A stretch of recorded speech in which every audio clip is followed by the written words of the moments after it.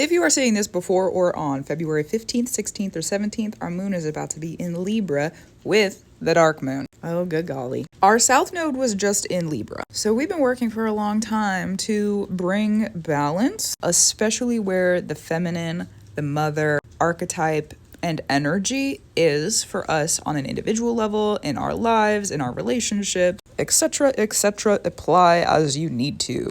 And that south node in Libra was kind of kicked off by a Venus retrograde in 2023. So we had this big redefining of worth. I know for me, I went through some really hard situations during that Venus retrograde that had to do with my femininity and being a woman. Listen, I love being a woman. And also, sometimes it's a little hard, and that's just what it is. So that Venus retrograde had, maybe some difficulties or some things that were coming up around feminine, around womanhood, around mother, so that we could, in those energies, redefine our worth.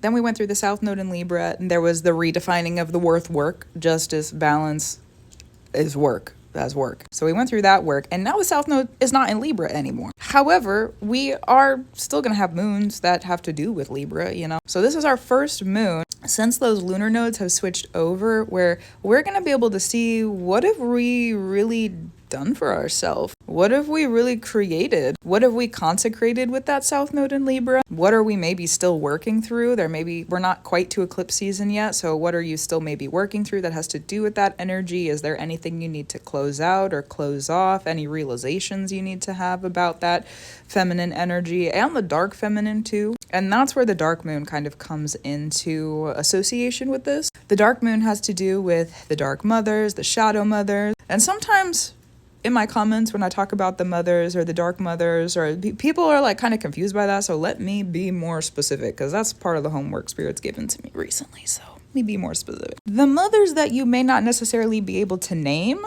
but are around you. The mothers in the spirit that you may not necessarily be able to participate in a direct conversation or association with, but they're around you. Sometimes that dark moon placement has to do with the big mother spirits like altar mothers or god mothers, mother love you, mother love, those sorts of big spirits also. The big mothers, in the darkness, in the shadows. And sometimes it has to do with other practitioners who would consider themselves in a motherly way, who move in the shadow work. It is associated with that also. And those are associated together, so it really just depends on how you kind of work through it. That dark moon was in Libra and conjunct with Mercury for our previous Libra eclipse on October 2nd. So now that the south node is not in Libra anymore, this is our first...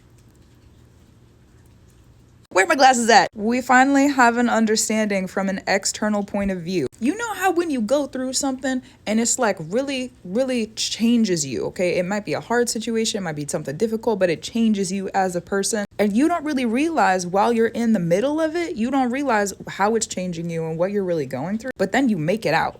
You make it to the other side, and there's some time and distance, and then you look back at everything and you say to yourself, I literally cannot believe, first of all, that everything that happened, and look where I am now. That is crazy. So this moon is our first look into that, and because the dark moon's here, we may have some, it's not to bring in fear, and I revere the fear if it's here, it's to help bring some illumination and some clarity on maybe some of those darker places and spaces. Could be darker magic or some more shadowed magic that you maybe are involved with or have been working. Having our innocence kind of stripped away or taken away from us is part of the dark moon work. So there's a lot of ways that could happen. Just discern for yourself if that is a part of that.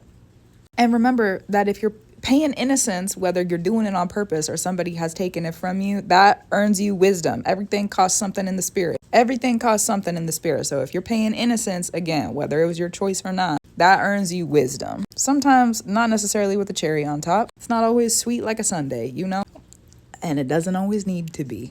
Even though, listen, I love sweet stuff. If I could have that all the time, I would. I remember as a kid, when I was a youngin' growing up, I packed my lunch. My mom gave me the authority to pack my own lunch for the first time. And you know what I did? It was all chocolate. It was right after Halloween. And I packed all candy. My teacher told my mom about it. My mom... She let me pack my own lunches after that, but she basically was like, listen, you can't do that anymore. It's ridiculous. Talking about dark mother stuff. Oh, goodness.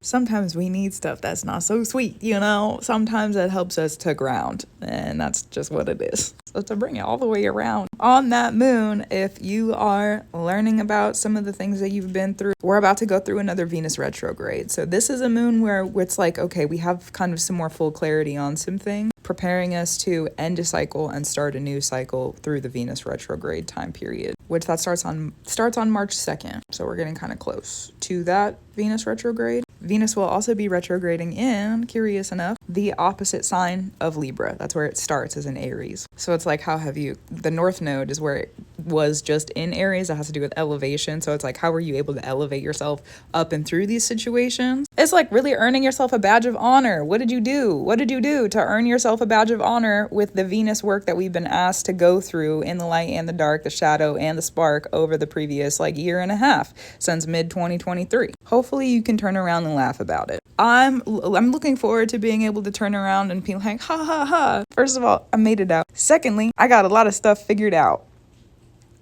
And that's what I'll say about it. Because we're about to go through that Venus retrograde coming up, and that binds up our next about year and a half until we go through another Venus retrograde. So hopefully that binding of a Venus retrograde that's coming through is actually really good for you. And you can bind up some new cycles of some new worth for yourself. Venus retrograde is also kind of a time of giving birth. There's some things about the feminine, that ground, that have been kind of floating around. So this moon will help to prepare us for that and maybe offer us some dark secrets that we need, that we may not yet understand why we need them, to give us a helping hand when Venus retrograde does come through.